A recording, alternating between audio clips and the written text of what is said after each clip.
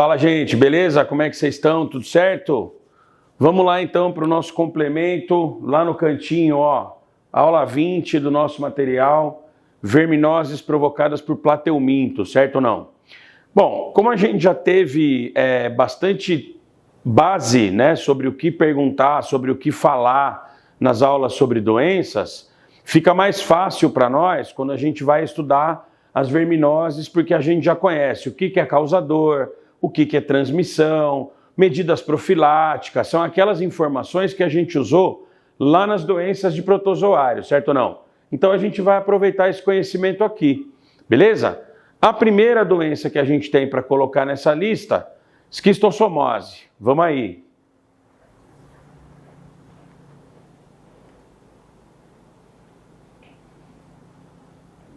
Olha, aqui eu até deixo um pouco as informações que eu sei que vocês estão acostumados a ler por aqui, a copiar, né? Então, o causador da doença, é um plateuminto conhecido com o nome Schistossoma mansoni ou Esquistossoma mansoni, né? Que é o outro apelidinho que a gente dá para ele.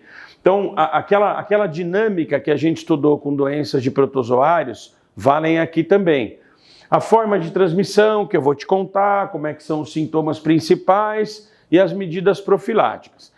Mas essas são doenças, pessoal, as verminoses são doenças que têm vamos dizer assim, uma dinâmica muito particular e acabam envolvendo ou situações ou outros seres vivos que dão para a gente uma boa ideia de que doença o exercício eventualmente está falando. Por exemplo, no ciclo da esquistossomose, a gente vai ver que tem aí a participação de um molusco, de um caramujo, né? E isso acaba sendo uma baita dica quando aparecem os desenhos para nós, beleza? Então segura aí que eu vou abrir o desenho do ciclo aqui para explicar uma coisa para vocês. Tá aí, ó. Esse aí é o desenho representativo do ciclo da esquistossomose. Como a gente sabe, as características são bem detalhadas e precisam ser conhecidas, né? Por exemplo, do desenho ali para a nossa esquerda, olhando de frente, nós estamos vendo os eventos que acontecem no caramujo e do desenho aqui para a nossa direita, estamos vendo os desenhos que acontecem no ser humano, os eventos que acontecem no ser humano, beleza? Então o que a gente vai observar? No caso da esquistossomose, pessoal, verminose provocada por plateuminto, o Schistossoma mansoni tem uma fase larval denominada cercária. A cercária é essa fase larval que está representada aqui. Vai aparecer aí para você. Ó, a cercária é essa fasezinha larval pequenininha que nós estamos vendo aqui, que é encontrada em reservatório de água doce e que tem poder de penetração ativa na nossa pele. O que isso significa? Ela consegue atravessar literalmente nadando através do poro e cair na corrente sanguínea. Pronto. Essa é a forma de contaminação, e você já sabe, se essa é a forma de contaminação, a gente já sabe algumas medidas profiláticas que nós podemos adotar, certo ou não? Então, se eu sei a forma de contaminação, eu sei como prevenir, tudo bem não? Aí é o seguinte, ó, à medida que a larvinha cercária penetra a pele da pessoa, como está representada aqui no esquema pelo número 6, essa pessoa tem a larvinha indo parar na corrente sanguínea dela, certo ou não? E quando ela chega à corrente sanguínea da pessoa, ela perdeu essa cauda no momento da penetração da pele, penetrou no organismo só uma espécie de esquistossômulo, esse é o nome que se dá, esse nome está aqui no desenho ao lado do número 7, o esquistossômulo, e é esse esquistossômulo que cai na circulação da pessoa e vai permanecer no sangue da pessoa até se tornar verme adulto. Eis aqui, pessoal, aqui entre os números 9 e 10, o que acontece agora a partir do momento que esses vermes são adultos, beleza? Olha só, na medida que ele vai amadurecendo e ele vai se tornando adulto, ele vai migrar com a corrente sanguínea da pessoa doente até se instalar num conjuntinho de vasos sanguíneos que ficam entre o intestino e o fígado. Essa região aí é chamada de sistema porta-hepático. O nome até aparece aqui no número 9 no nosso esquema. Ó. Aparece assim, ó, sangue portal do fígado. O que é o sangue portal do fígado? É o sangue que vem vindo do intestino em direção ao fígado. Esse sangue é muito rico em nutriente, esse sangue tem bastante oxigenação até que nem tanta, mas tem muito nutriente. E o parasita, ele se instala exatamente aí, nesses vasos sanguíneos, justamente porque ele vai usar esses nutrientes que estão chegando aí com o sangue vindo do intestino, beleza? Aí tem uma particularidade já importante, pessoal, que é a seguinte: os esquistossomas são os únicos plateumintos dioicos. Ou seja, se você prestar um pouquinho de atenção aí no desenho, você vai reparar que o número 10 da figura aqui, ó, são os vermes adultos e tem macho e fêmea representados, ó. Coisa que nas planárias não tinha, coisa que nas tênias não tem. As planárias e as tênias são hermafroditas, certo ou não? Aqui a gente tem sexos separados, macho e fêmea. Então, os machos e as fêmeas, nessa situação que a gente está vendo aqui, vão acasalar lá nos vasos sanguíneos da pessoa doente, lá no sistema portal hepático lá, beleza? É ali que eles vão se reproduzir. Ali, eles se reproduzindo sexualmente, eles vão migrar em pares, assim do jeitinho que a gente está vendo aqui, em direção ao intestino de novo. Quando chega ao intestino, a fêmea bota os ovinhos lá, no intestino. Beleza? Fez esse trampo? Volta para o sistema portal hepático, onde eles ficam se alimentando. Na ocasião da reprodução, migra em direção ao intestino, que é o que está representado aqui embaixo pelo número 10. Ó. A fêmea e o macho migram em pares até o intestino para a fêmea botar os ovinhos. Botou os ovinhos, vai eliminar esses ovinhos nas fezes, certo ou não? Mas pera lá, antes da gente avançar com a doença, que sintomas esse cara vai apresentar, essa pessoa aqui vai apresentar? Bom, primeiro, o parasitinha está ali, localizado numa região que fica entre o intestino e o fígado. Esses vasos sanguíneos são mais estreitinhos, né? Ficam mais estreitinhos por causa disso. Resultado, a passagem do sangue ali fica mais dificultada, a passagem de líquido. Boa parte desse sangue, desse líquido que está ali, acaba extravasando dos vasos sanguíneos e aí começa o sintoma mais característico dessa doença, que é o edema abdominal, também conhecido como barriga d'água, né? Que é o inchaço que é provocado por acúmulo de líquido na região abdominal. A gente tem essa informação ali no slide anterior, onde estão os sintomas e tal. Como aqui tem sintomas muito característicos, acaba aparecendo esse tipo de coisa em exercício ou em algum texto mais detalhado, beleza? Vão aparecer outros sintomas que eu já te conto já quais são, firmeza? Agora, como é que é feita a disseminação da doença? Ovos através das fezes. Opa!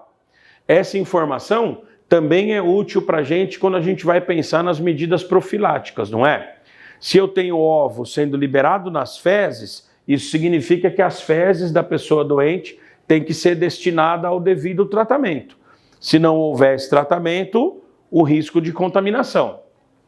Só que os ovos do esquistossoma, pessoal, só vão se desenvolver, só vão continuar o seu ciclo de desenvolvimento se eles forem postos na água doce de reservatórios, como uma lagoa, uma represa, um açude, alguma coisa que represe, que reserve água doce, beleza?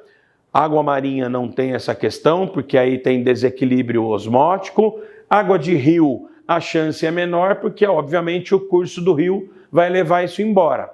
Então a gente vê esses ovinhos em reservatório de água. Tanto que todo desenho que representa a esquistossomose tem essa referência ao ambiente aquático aí, ó. Aí, mais ou menos em 48 horas após a chegada dos ovinhos no reservatório de água, eles eclodem e liberam uma primeira fase larval chamada miracídio. A larvinha miracídio está aqui no número 2 do esquema, ó. Ovos eclodem e liberam miracídios, beleza? Aqui bem no número 2, ó. Essa larvinha microscópica, é ela que vai adentrar ao organismo do hospedeiro intermediário do parasita. Opa, já temos aí mais uma informação importante. Tem 2 hospedeiros no ciclo, é um ciclo heteroxênico, o hospedeiro intermediário é um caramujo, e isso é muito característico da esquistossomose, então quase todo exercício que fala dela faz uma referência a esse caramujinho aí, beleza? E o hospedeiro definitivo, que é o ser humano, ó. Tudo bem? Então o que vai acontecer no caramujo? No caramujo, a larvinha miracídio entra nele por ingestão ou por contato com a pele. Dentro do caramujo, essa larvinha vai evoluir, a gente fala que ela se desenvolve sem grandes transformações, até que ela se torna novas cercárias e volta para a água. E aí é a larva cercária quem é a forma de contaminação de novas pessoas. Tudo bem, não? Aí, às vezes as pessoas perguntam assim para mim, ô Pita, mas e se uma pessoa beber água contaminada com isso aí? Beber água, risco zero. Por quê? Os meus fluidos digestivos, meu estômago ácido, meu intestino, vão destruir essas larvinhas e não vai sobrar nenhuma para contar a história. Beleza. Segunda coisa, Pita, e se eu tiver contato, não com a cercária, mas com o miracídio? Entrei na água para nadar e encontrei ali miracídio. Miracídio me contamina? Não. O caminho completo, pessoal, tem que ser seguido. Então é assim, ó, ovinho na água, miracídio no caramujo para completar o desenvolvimento, do caramujo cercária, e a forma contaminante do ser humano é exclusivamente a cercária. Tudo bem? Tanto é, ó, quer ver? Fica vendo aí, ó, as informações que eu coloquei no texto, ó. Olha ali a forma de transmissão, ó. Olho na transmissão, né, galera? A gente fica de olho na transmissão, porque se a gente sabe a forma de transmissão, a gente sabe como prevenir. Tudo bem, não? Olha lá. Penetração ativa de larva cercária pela pele, quando a pessoa tem contato com água. Então não é bebendo, não é o caramujo, é o meu contato com a larvinha cercária, beleza? O que fazer como profilaxia, então, como medida preventiva? Eu vou tratar doente, tem diagnóstico, tem tratamento específico e tem cura, beleza? Essa é uma doença que cura com facilidade, firmeza. Vou tratar o doente para que ele não contamine a água, beleza? A gente já conhece essa ideia. Claro que saneamento básico entra aí, porque as fezes da pessoa doente é que são o foco de avançar o ciclo, né, na questão de liberar ovos, beleza? Higiene pessoal, que é essa coisa de eu vou eliminar minhas fezes somente em local adequado, né, não vou sair espalhando por aí, né? Evitar contato com lagoa de coceira. Esse é um troço que ainda aparece nos exercícios e nos textos, mas que na verdade é um tanto quanto meio assim, vamos dizer, meio ilusório, vai. Por quê?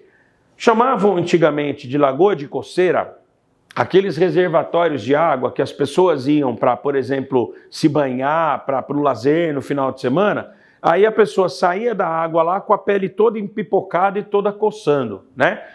Não é aquela coceira da água quente do chuveiro, tá? É a pele empipocada mesmo, cheia de carocinho ali, parece um monte de picada, que na verdade são os pontos onde a larvinha cercária penetrou. Então diziam, né, que eu entrei na água, saí da água com a pele toda empipocada, aquilo é uma lagoa de coceira. E a lagoa de coceira supostamente é onde tem a contaminação. Mas não dá pra gente ver nada disso, né? Então levar isso em consideração é um pouco otimista demais, vamos dizer assim. E claro, uma outra medida interessante aqui, o combate ao caramujo vetor. Ele não é um vetor direto da doença, né? Eu não pego a doença tendo contato com o caramujo, certo? Mas o caramujo é necessário para completar o desenvolvimento do verme parasita. Tudo bem? Então, se eu não tenho o caramujo, eu não completo o desenvolvimento do verme parasita, eu interrompo o ciclo e acabou. Tudo bem? Na hora que você for estudar, bate o olho aqui também na parte dos sintomas. Não precisa se preocupar em decorar sintomas, certo? Você já sabe, a gente já viu isso em protozoários. O que mais nos perguntam é como pega e o que fazer para prevenir. É sempre nessa pegada. Então, como é que eu pego? Eu pego por penetração de larva pela pele. Então, eu tenho que tomar cuidado de não ter contato com essas larvas. Tudo bem, não? Esquistossomose, pessoal, não tem segredo, mas tem tido uma boa frequência em questão de vestibular, tá? As provas têm perguntado bastante esquistossomose nos últimos anos, não sabemos bem por quê. Não tivemos surto, não tivemos nenhum episódio muito marcante da doença, mas os vestibulares andaram explorando com alguma frequência esquistossomose. Beleza? Vamos aí? Vamos em frente? Ó a segunda doença que a gente tem pelo caminho, ó.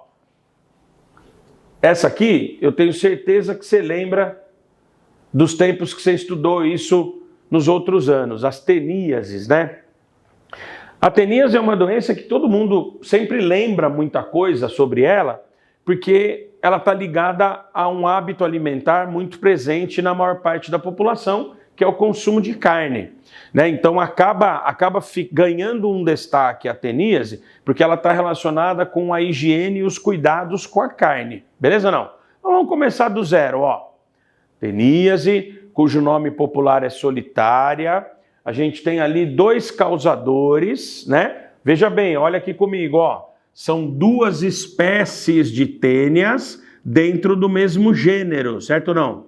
A tênia solium, que é conhecida como tênia do porco, tênia saginata, que é conhecida como a tênia do boi. As duas são da classe cestoidea, que é a classe dos plateumintos em forma de fita, né? São 2 tênias, tal.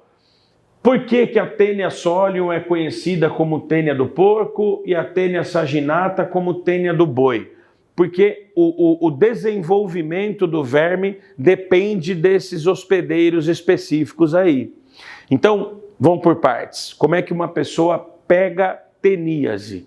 A pessoa pega teníase ingerindo carne de porco, se for a tênia solium, ou de boi, se for a tênia saginata, contaminada com uma fase larval da tênia chamada cisticerco, que é o que você está vendo em destaque nessa fotografia aqui no cantinho do slide, ó.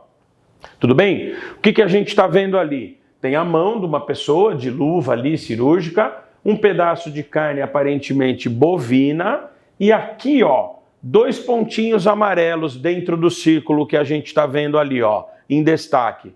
Esses 2 pontinhos amarelos são 2 cisticercos. Ô Pita, mas cisticerco dá para ver a olho nu? Dá. Não é à toa que ele é popularmente chamado de canjiquinha, ó, né? O que é canjiquinha? Parece canjica mesmo, parece um grãozinho assim, né?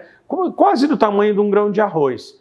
E aí o que acontece? Esse troço aí é uma fase larval do verme parasita que se instala na carne do porco, se for a tênia solium, na carne bovina, se for a tênia saginata, ó. É especificamente assim, tá? Agora, as características do ciclo das duas são muito parecidas. Então, para isso, chega aí. Vamos ver um desenho aqui, ó. Olha o desenho do ciclo das teníases aí. Das teníases, perdão. Ó, as duas, inclusive, estão representadas no mesmo desenho. Tem um boizinho lá à esquerda ou um porquinho. A orelha desse porco aqui eu sempre tiro sarro. Parece um porco-coelho, ó. Onde já viu porco com orelha assim, ó? Tá louco? Né? Mas tudo bem, vamos lá, tá valendo, ó. Então, uma vaquinha lá desenhada, um boi, sei lá, e um porquinho aqui. Beleza. O que acontece, ó? A tal da larvinha cisticerco que a gente viu a imagem agora há pouco ali, ela fica localizada entre as fibras musculares do animal, ó. Essa é a imagem que a gente estava vendo lá no cisticerco anterior. Essa é a imagem aqui, ó. Certo? E o que eu estou vendo ali? Essa larvinha cisticerco é que vai ser ingerida por uma pessoa no meio da carne. Ah, Pita, essa daí eu lembro, velho. É aquela doença que tem como recomendação evitar o consumo de carne mal passada. É isso mesmo. E pelo motivo que está bem evidente aqui. Quando a carne fica exposta a temperaturas mais altas ou fica exposta a um tempo prolongado ao calor, certo ou não? Então, ou a temperatura é maior, ou ela fica mais tempo exposta ao calor, vulgo carne bem passada, certo ou não? O que deve acontecer é que esse cisticerco vai morrer, sacou? Pelo calor mesmo. O calor vai desfazer a parede do cisticerco e vai matar a cabecinha de tênia que está ali dentro. Não sei se você conseguiu reparar, mas ali dentro tem escondido uma cabecinha da tênia, ó. Ela está ali bem pequenininha, mas a gente já vai vê-la de perto já já. Então, quando uma pessoa ingere essa carne contaminada, ela provavelmente ingere vários desses cisticecos ao mesmo tempo. Tudo bem? Tipo aquela imagem anterior que a gente viu. Beleza. E aí o que acontece? Ingeriu a carne contaminada, dentro do meu organismo, a paredinha do cisticerco ali vai ser digerida pelos meus sucos digestivos, né? Então, o meu estômago começa a digestão desse negócio, aí em seguida o meu intestino completa esse trabalho e libera as cabeças da tênia aqui, ó. Só que aí ao invés de a gente chamar de cabeça, segue meu dedo, a gente vai chamar de escólex, ó, as cabecinhas das tênias aqui, ó. E aí, à nossa esquerda, a tênia saginata, à nossa direita, a tênia solium, ó. Certo? São duas cabecinhas de tênias que estão aqui, que podem ser liberadas no intestino de uma pessoa. Claro, a gente está contando aqui que ou a pessoa consumiu carne bovina contaminada ou carne suína contaminada. Ah, Pita, mas pode acontecer dela consumir as duas e as duas estarem contaminadas? Pô, até pode, né? Mas daí depois disso joga na loteria também, né? Merecedor, né? Tudo bem? Então assim, a chance é pequena, não dá para dizer que não existe, mas a chance de consumir carne das duas formas contaminadas é pequena. Beleza, não? Aí o que vai acontecer? Quando um desses escólex é encontrado no nosso intestino, ele inicia um processo inflamatório que impede que outras tênias se fixem no mesmo intestino. Por isso que ela ganha o apelido solitária, certo ou não? Só uma vai se desenvolver no intestino da pessoa contaminada, certo? As outras não conseguem se fixar porque a parede do intestino está num processo inflamatório lá. Beleza? Essa uma que se fixa começa a crescer, crescer, crescer. Esse crescimento aqui, pessoal, ele se dá por um processo que a gente até já ouviu falar. Lá na aula de quinidários, pessoal, apareceu o nome estrobilização. Lembra desse nome aí? Estrobilização? Aqui, a estrobilização é o aparecimento de novos anéis do corpo da tênia. Então ela vai produzindo anéis da cabeça em direção à cauda.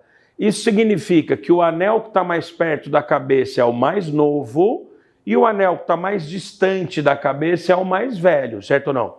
Só que uma tênia chega a crescer a 3 metros de comprimento dentro do intestino de alguém. Beleza? Então ela vai formando o anelzinho vai se enrolando ali no intestino, enrolando e vai ficando lá. Você deve estar lembrado, lá na aula de plateumintos eu comentei com vocês, a tênia é uma exceção dentro do filo plateuminto, porque ela não tem sistema digestório. O que ela faz? Ela rouba nutrientes do sangue do hospedeiro, né? Então, se eu sou a pessoa que tenho tênia, ela está lá fixa no meu intestino, roubando nutriente do meu sangue, certo ou não? Para se alimentar. E aí, Pita, uma dúvida que surge, ó. Ela está sozinha lá? Está sozinha, por isso que ela é chamada de solitária. Como é que esse troço se reproduz? As tênias, pessoal, são hermafroditas. Cada anel do corpo aqui, elas são monóicas, né? Cada anel do corpo aqui, ó, é portador de testículos e ovários. Então, ela literalmente se autofecunda para poder se reproduzir. Ah, Pita, mas a autofecundação não é tão legal porque ela diminui variabilidade genética. Sim, mas essa foi a saída que as tênias arrumaram na evolução delas para conseguir se reproduzir. Porque, veja, uma tênia está no meu intestino sozinha. Como é que ela vai se reproduzir se ela vive solitária, se ela vive sozinha ali? Ela tem que se autofecundar. Aí, autofecundada, ó, cada anelzinho grávido desses aqui vai ser eliminado com as fezes, ó. E esses anéisinhos grávidos, pessoal, chegam a ter centímetro de tamanho, dá para ver a olho nu. Então, no exame de fezes, a gente localiza isso a olho nu. Revirou o material ali, você vê uns pedacinhos brancos assim, parece uns pedacinhos de macarrão. É uma coisa até meio nojenta, claro, mas parece uns pedacinhos de macarrão. Resultado, anéis grávidos ali. Cada anelzinho grávido desses, como a gente pode ver aqui na base do desenho também, ó, chega a carregar centenas de milhares de ovos, velho. Olha que louco. Então, o que vai acontecer? Taenia solium está aqui, Taenia saginata está lá. Se a contaminação for por Taenia solium, ela só vai se completar passando no porquinho. Se a contaminação for por Taenia saginata, o ciclo só vai se completar se ela passar pelo organismo da vaquinha. Tem que ser especificamente assim para o parasita completar o desenvolvimento, beleza? Agora, qual é o papel do porquinho ou da vaquinha nessa história? Eles vão ingerir ovos da Taenia. Guarda essa informação que nós vamos precisar. O ser humano se contaminou ingerindo cisticercos, que é uma larva. O porquinho ou a vaquinha se contaminaram consumindo ovos, beleza não? E o que vai acontecer dentro do porquinho ou da vaquinha? Os ovos eclodem, ao invés de formar a Taenia adulta direto no intestino, as larvinhas vão atravessar a parede do vaso sanguíneo, vão para a corrente sanguínea e vão formar cisticercos. Então, esse carinha que ingeriu ovos é o carinha que vai formar cisticercos na sua própria musculatura.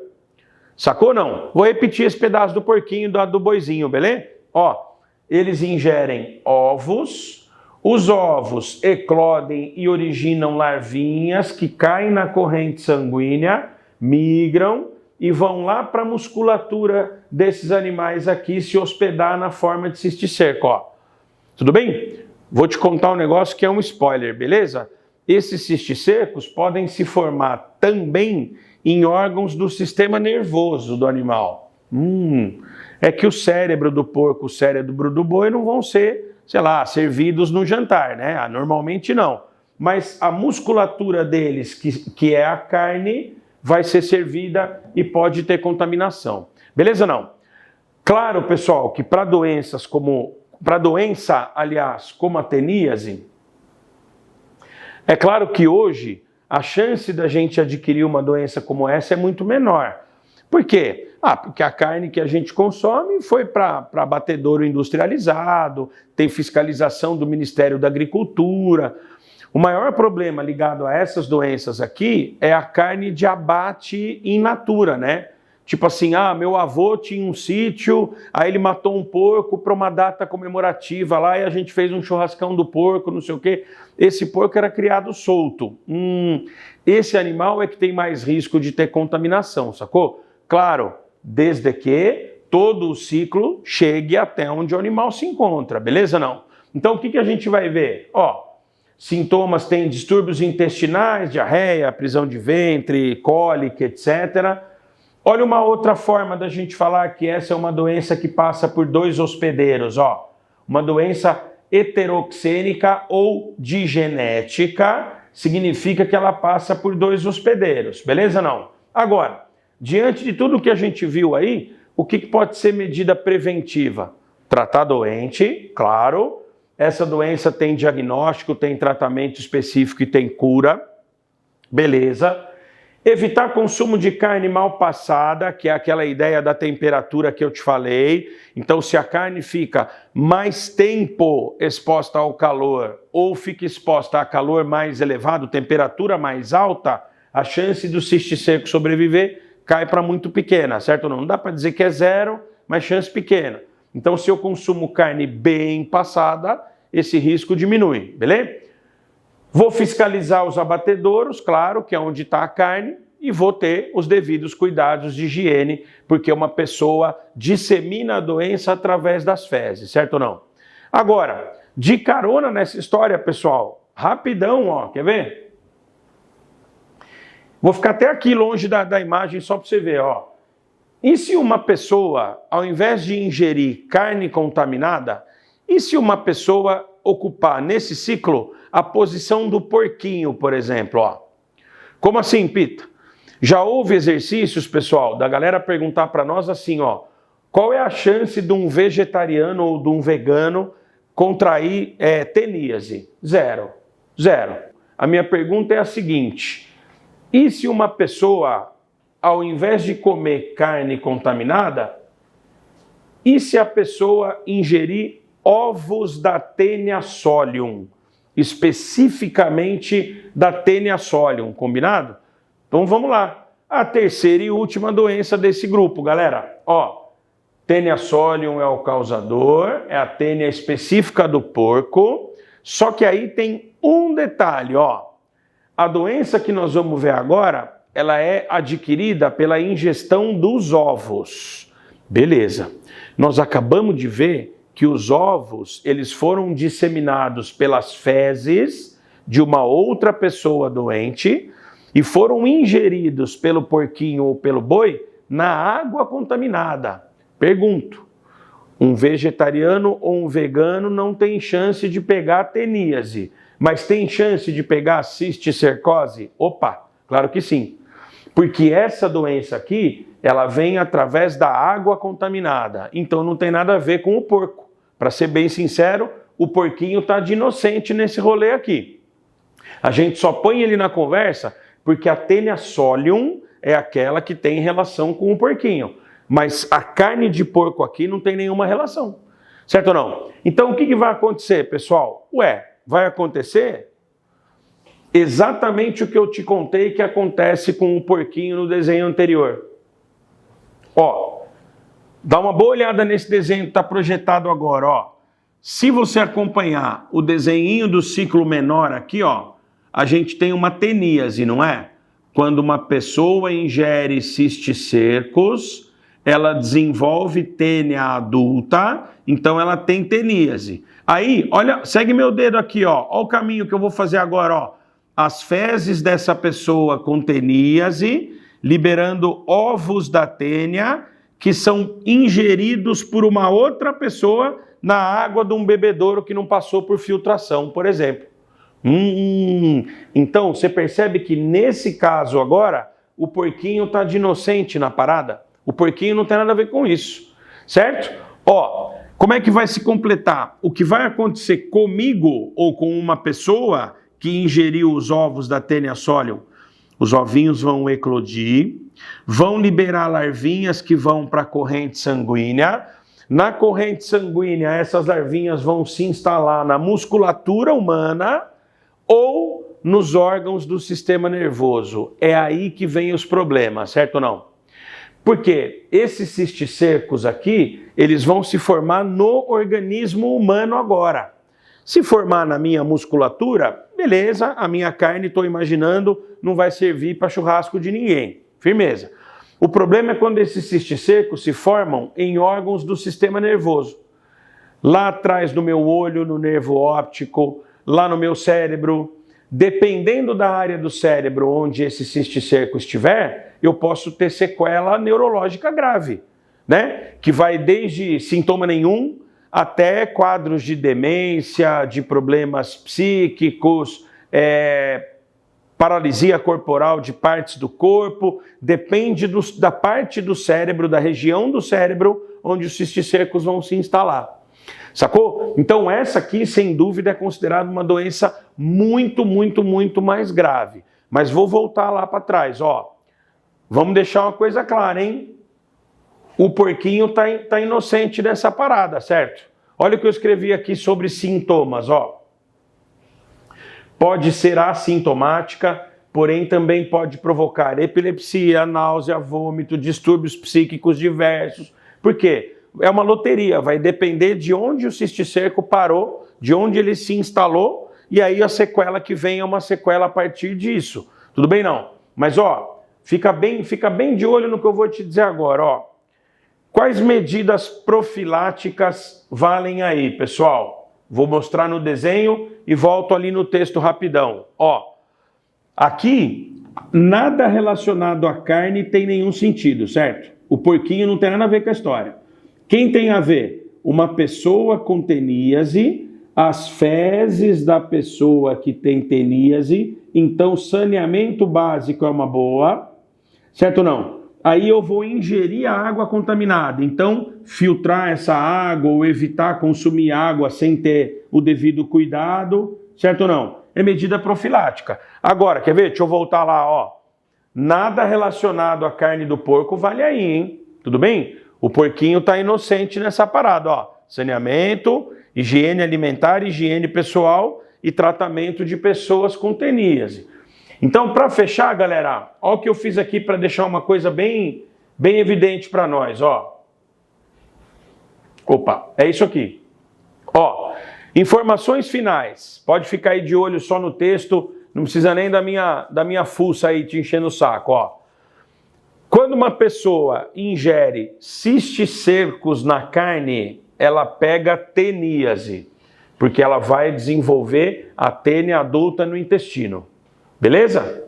Por outro lado, quando a pessoa ingere ovos da tênia ou os anéisinhos grávidos lá, que são as proglótides que a gente chama, né? Ela vai desenvolver cisticercose.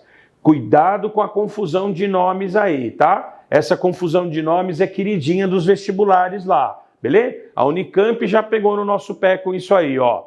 E aí, para fechar, ó. Na teníase, o ser humano que tem a tênia adulta é o hospedeiro definitivo e o porquinho ou o boizinho são os hospedeiros intermediários. Fechou? Tá. Na cisticercose, o ser humano que tem cisticercose é hospedeiro intermediário. Quem seria o definitivo desse ciclo? A outra pessoa que tem teníase. O porquinho tá inocente nessa história aí. Demorou? Cuidado na hora de estudar, que essas são armadilhas que os vestibulares gostam de cobrar da gente, essa confusão de termos aí. Beleza? No mais, logo menos a gente se encontra. Beijo, até!